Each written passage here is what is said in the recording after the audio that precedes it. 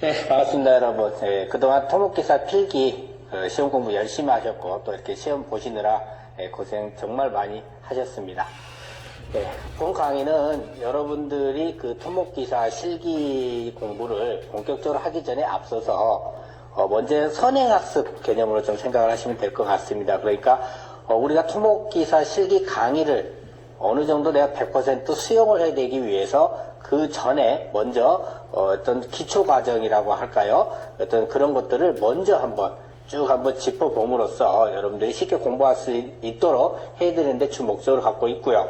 그래서 토목기사 실기 같은 경우에는 크게 보면 이렇게 나눠지가 있고요. 첫 번째 전체 관리에서 뭐 공정관리 부분이 있습니다. 그죠? 이런 부분이 있고요. 그 다음에 이제 주요 핵심 공정 부분에 가면은 이제 뭐 연약지방이라든지 절성도, 도치, 토사장, 거기에 이제 뭐 건설기계가 나오게 되고요. 그 다음에 이제 다지는 부분에서 어떻게 잘 그 집안을 다질 것인가에서 이제 뭐 다짐 장비, 그리고 물을 빼는 거죠. 배수고. 그리고 이제 경사지면에서 구배. 그 흙들이 어떤 날씨의 어떤 계절의 영향을 받아서 어떤 동상이 일어나기도 하고요. 그렇죠. 그래서 이런 것들을 방지도 또 해야 될 것 같고요.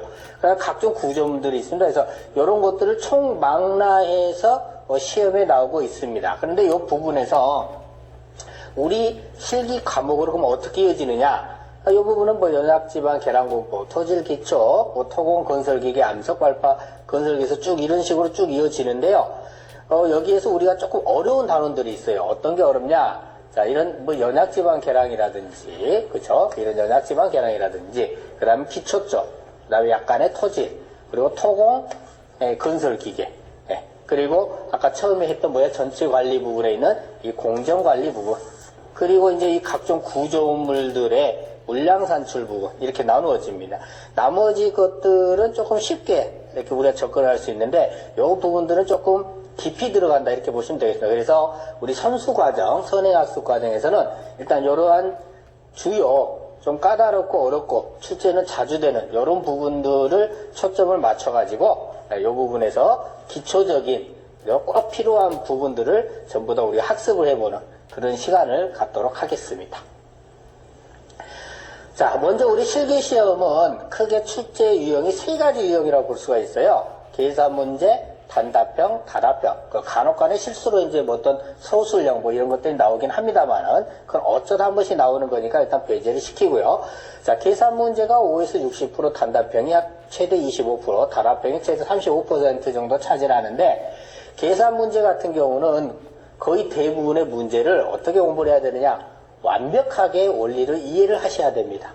그렇지 않으면 문제가 어떤 출제 유형이 살짝만 틀어지더라도 우리가 문제를 풀 수 없게 되는 그러한 상황이 생길 수 있기 때문에 반드시 원리 이해에 초점을 맞춰서 공부를 해야 되겠다. 자, 그리고 단답형 같은 경우에는 어떤 공법에 대해서 명칭에 주의를 해야 됩니다. 그래서 뭐 어떤 이름이 막동이라는 이름을 가지고 있는 사람이 있다.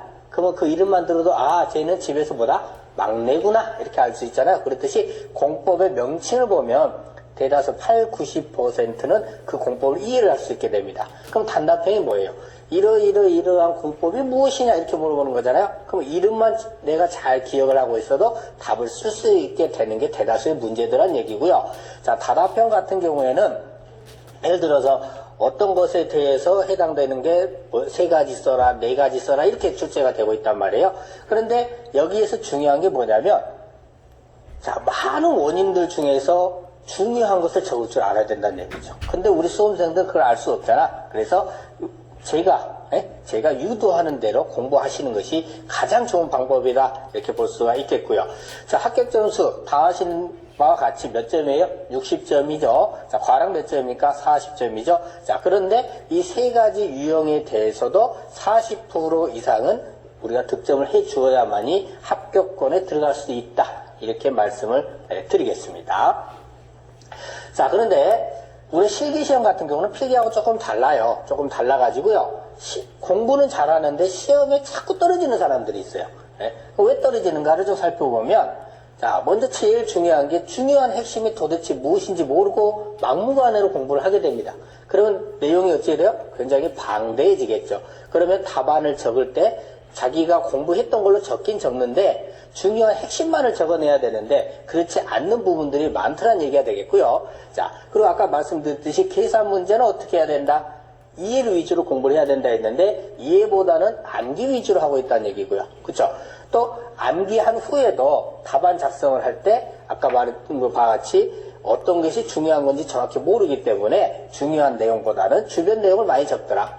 그리고 책 자체가 답이 틀려있는 책들이 많이 있어요. 여기서 틀려있다는 얘기는 완전히 틀리다는 얘기가 아니고 답안 작성이 중요한 핵심 위주로 되어 있지 않다는 얘기가 되겠습니다. 그죠?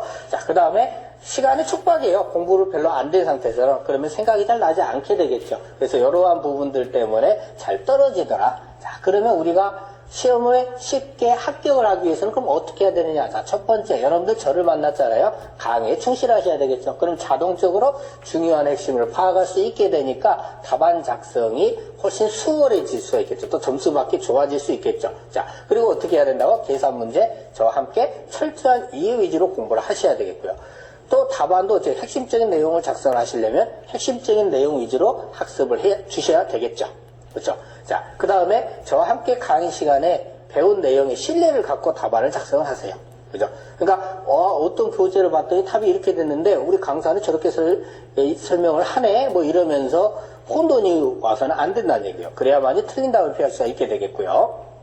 그 다음에 다답형 문제에서 만약에 3가지를 쓰라고 그랬다. 그러면 3가지만 쓰세요.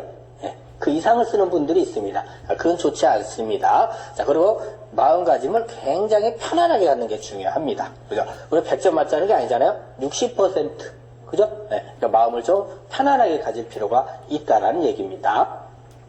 자, 그러면 여러분들이 이제 저와 함께 공부를 해야 될 이 강의의 특징이 도대체 무엇인가 보면, 자, 먼저 이해 중심의 강의에 철저히 초점을 맞추고 있습니다. 그러다 보니까 여러분들이 공부를 하실 때 암기할 분량이 획기적으로 줄어드는 것을 느낄 수 있게 됩니다. 그죠? 그리고 숲과 나무를 모두 볼 수 있게 해줍니다. 그래서 전체적인 윤곽의 형태도 볼 수 있지만 또 일정 부분에 대해서 깊이 들어가서 나무도 바라볼 수 있는 그러한 상태로 만들어 드리겠다는 얘기고요. 자, 무엇보다 중요한 거. 자, 공부 분량을 어느 정도로 줄여준다고 했어요? 네, 10% 정도로 줄여드리겠다는 얘기입니다. 그죠? 네, 그만큼 강의에 어떤 이 토목 실기라는 내용에 대해서 완전히 제가 분석을 하고 있기 때문에 충분히 가능한 내용이고요.